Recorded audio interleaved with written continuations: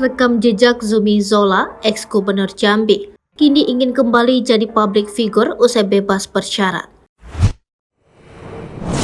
Rekam jejak Zumi Zola, mantan gubernur Jambi yang sudah bebas dari penjara terkait kasus korupsi.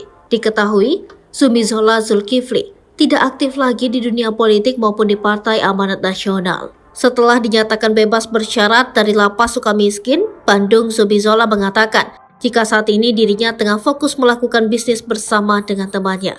Zumi Zola Zulkifli mendekam di penjara selama 4 tahun terkait kasus gratifikasi dan suap ketok palu APBD pemerintah Provinsi Jambi. Setelah terbebasnya Zumi dari penjara, ia mengungkapkan tidak ingin memasuki dunia politik, bahkan namun jika ada tawaran untuk dirinya bekerja sebagai seorang artis, dia tidak menolak. Melansir dari Wikipedia, Zumi Zola memiliki nama lengkap Haji Zumi Zola Zulkifli STPMA, gelar Sri Paduka Anum Setyo I. Zumi lahir pada 31 Maret 1980. Dia merupakan seorang politikus Indonesia yang menjabat sebagai Gubernur Jambi sejak tanggal 12 Februari 2016 sampai 10 April 2018 untuk periode 2016 sampai 2021. Sebelum masuk ke dunia politik, Zola dikenal sebagai aktor yang telah membintangi beberapa film dan sinetron di Indonesia. Kasus korupsi. Pada Februari 2018, Zumi Zola ditetapkan sebagai tersangka dalam kasus dugaan suap RAPBD Provinsi Jambi tahun anggaran 2018 oleh Komisi Pemberantasan Korupsi. Selain diduga terlibat suap RAPBD, Zumi Zola juga diduga menerima gratifikasi.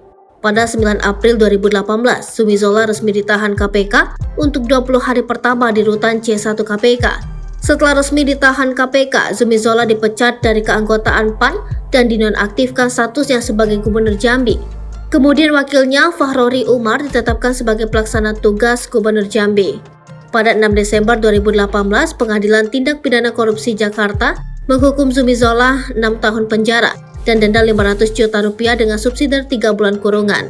Ketua Majelis Hakim Yanto juga mencabut hak politik Zola selama 5 tahun seusai menjalani hukuman pidana pokok.